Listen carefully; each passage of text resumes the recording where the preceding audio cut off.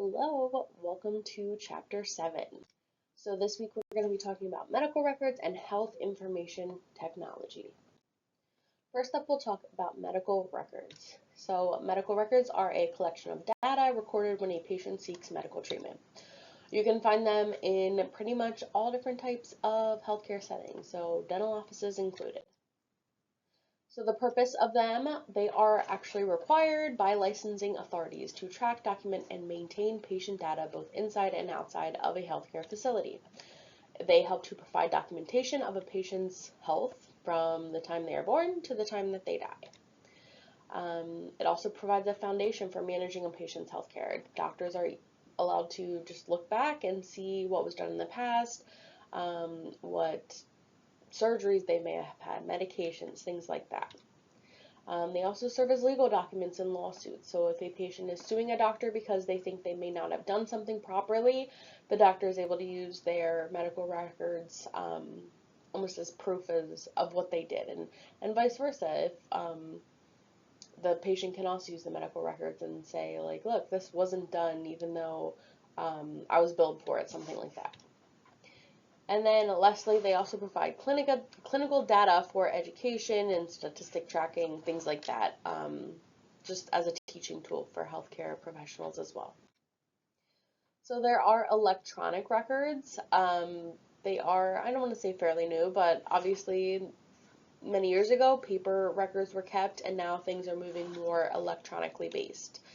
So this is going to still, just like a paper medical record would, it contains any medical and treatment history of the patient at a practice.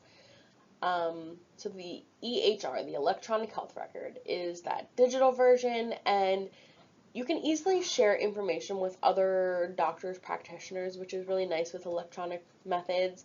You can simply just email over a patient's file, whereas with paper records, they may have had to been scanned or mailed, which can obviously take a little bit of time. So it does save a lot of time to have everything be digital now. Next, we're going to talk about the 5 C's of documentation in medical records. So number 1 is concise. We want it to be a brief note, like as short as possible, but at the same time, telling everything that we need to know. So you don't want to write a whole novel on every single second that the patient was there, but we need to know the main points, any procedures that were done, any medications, any products used, things like that. Number 2, complete. So we don't want to miss anything. We can't leave anything out that is important. Number 3, clear. It needs to make sense. If someone else is reading this that is not a medical professional even, it needs to make sense. It needs to be ordered correctly, and just the words used need to make sense. Correct. Obviously, you don't want to put any false information in there. Anything that's not true, it needs to be stuff that actually happened. And chronologically ordered. So, like I mentioned before, you need to put it in the order that it was done. You don't want to say that you did a filling and then the patient got numb last. Like, that doesn't make sense. Put it in the correct order. Consent forms for patient imaging. So this is when, like, we take pictures in offices that sometimes may be posted on social media or websites or lectures, CE courses, things like that. We need to get the patient's consent before we use these publicly. So the patient needs to know that the imaging will be used to document their care. Ownership rights do belong to the facility, but imaging can be viewed or copied. So even though the dental office technically owns any images that were taken of the patient, we need the patient's permission to actually show them anywhere outside of the office. The images will be stored securely, so we're not going to just put them on a basic file on the desktop that anyone could access if they broke in. They have to be secure. And then images cannot be released to an outside agency or used outside of the healthcare facility without written authorization. So again, that's that consent form that we need the patient's permission if we're using a patient's images for anything other than just proof in their charts. So, like, obviously insurance claims, things like that are reasons you may need pictures inside of an office, but anytime they are used outside of the dental office, lectures, CEs, Facebook, before and afters, things like that. We have to have that patient's permission. Modifications to medical records. Sometimes we need to go back and edit a chart note. There is a proper way to do this though. So to make a correction is a change in information that is meant to clarify inaccuracies found after the written document is complete. So just something needs clarified or something's found after the note is written that needs fixed. You should draw a line through the incorrect information so that you can still read what's under the line, but the line just shows that you are fixing it. And then next you'll want to write in the correct information. And then sign, initial, date, mark the time of the entry as well, just to show who made the change and when they made the change. And then if possible, also have a witness sign off as well, just because if this is ever used in court, you know who was there that saw you make the change. Next, an addendum. So this is new documentation used to add information to the original entry in the written document. It should clearly state the time period, the reason for the addenda, and the actual information, and be signed and dated. So a lot of stuff needs to be included here. Then we have an amendment, which is used to clarify or correct information in the electronic health record. It is the same as an addendum, only in electronic format. Next, we'll talk about ownership of medical records. So who actually owns a patient's medical records? A lot of people think that the patient owns the records themselves, but it actually is the facility that created them. They own the actual records. Now, the patient does own the information that is in the records, but the physical records themselves, the office or facility owns. There's also a doctrine of professional discretion that says that healthcare professionals do have the right to not release a record if it's in the best interests of the patient. So even though the patient owns that information, if the healthcare professionals think that they should not have access to it, they technically can keep that from them. Retention and storage of records. So medical records are kept until specified. It kind of depends on the state, but it's usually about 2 to 7 years for adults. There is a statute of limitations for keeping a minor's medical records that is different from keeping an adult's medical records.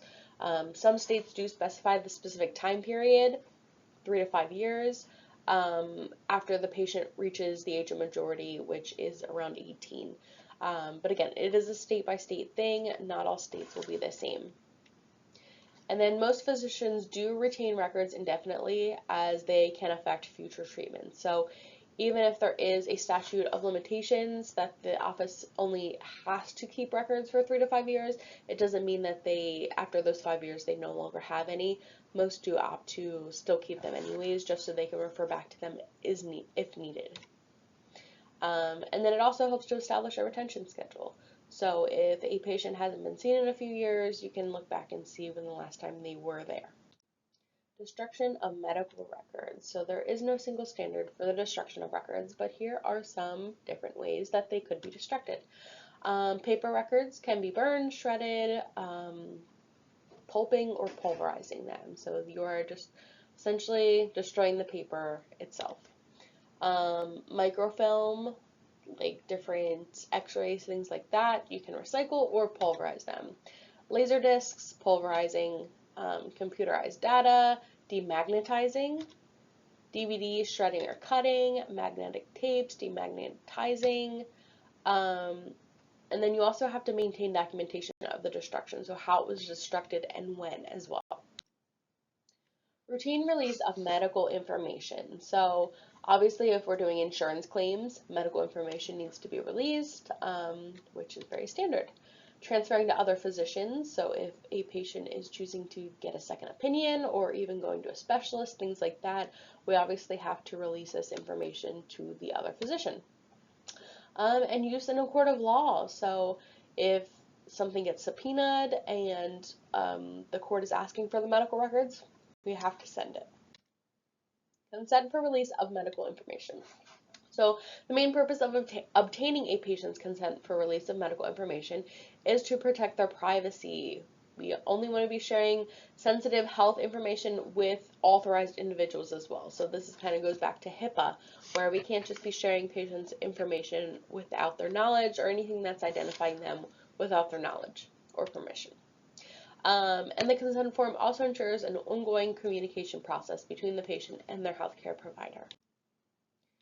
Providing medical information for lawsuits. So when information is subpoenaed, we need to make sure that the name, the phone number of the attorney for the patient, and a court docket number of the case is listed. This just kind of proves that it is an official court document request and not just a patient making things up.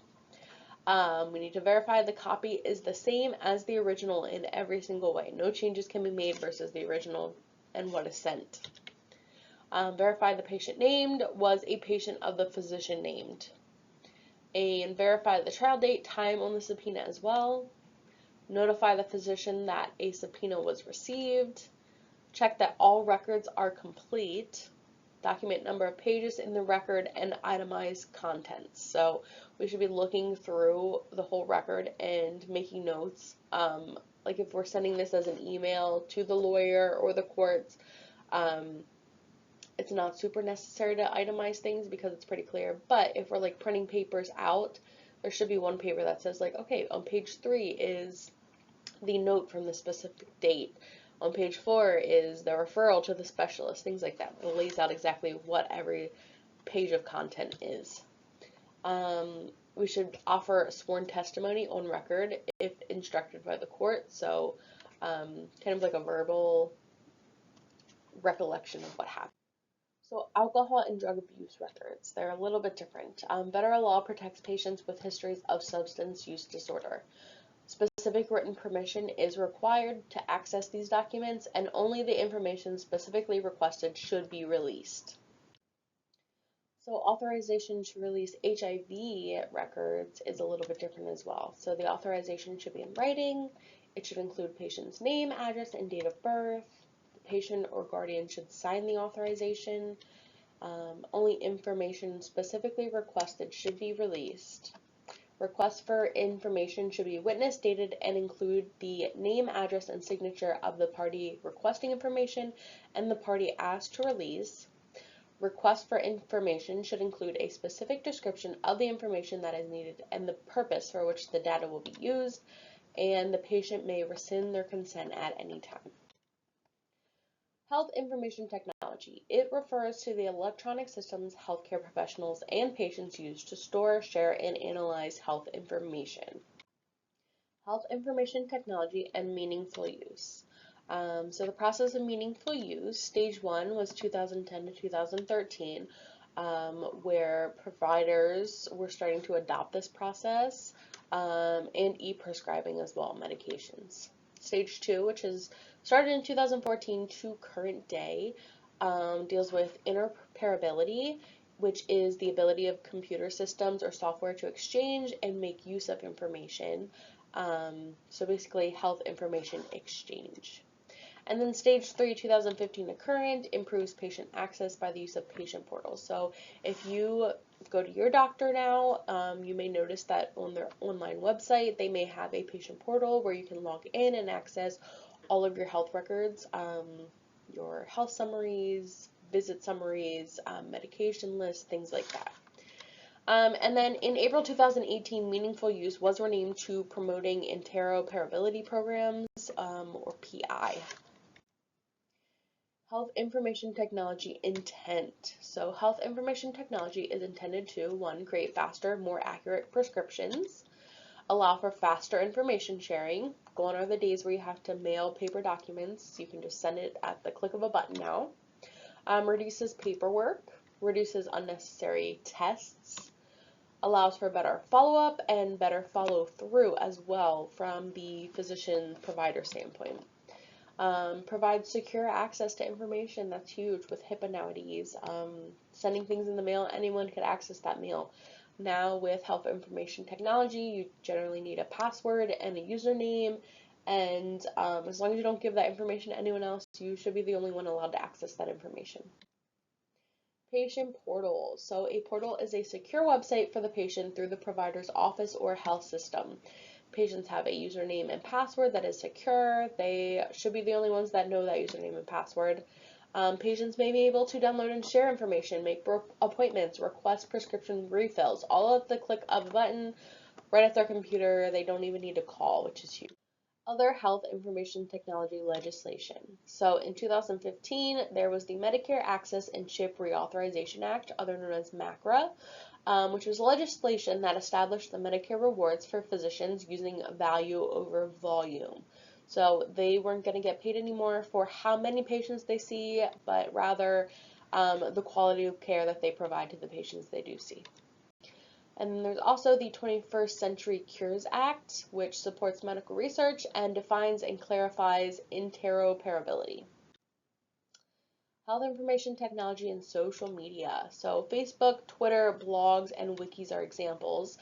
They allow emotional support for people with similar healthcare issues. So if you're going on WebMD and Googling your symptoms, you can see what other people have experienced, what your diagnosis may be, things like that. It can be a blessing and a curse. It can be used by researchers as an analytical platform. They can see what other patients have experienced.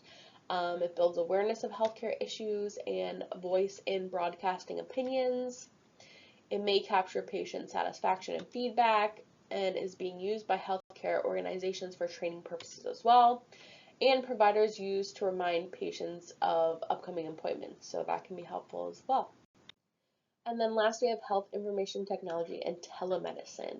So this is the remote delivery of healthcare services and clinical information using telecommunications technology. This includes a wide variety of clinical services using internet, wireless satellite, and telephone media, also known as telehealth.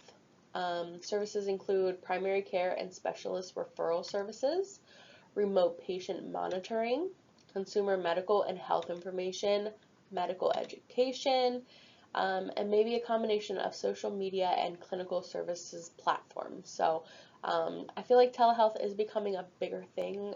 The other month I had a virtual doctor's appointment over the internet, which is a telemedicine visit where you're not in person with the doctor, you are seeing them through a computer, through a video. So I feel like, especially after COVID, it's become a lot more popular and will just continue to gain popularity.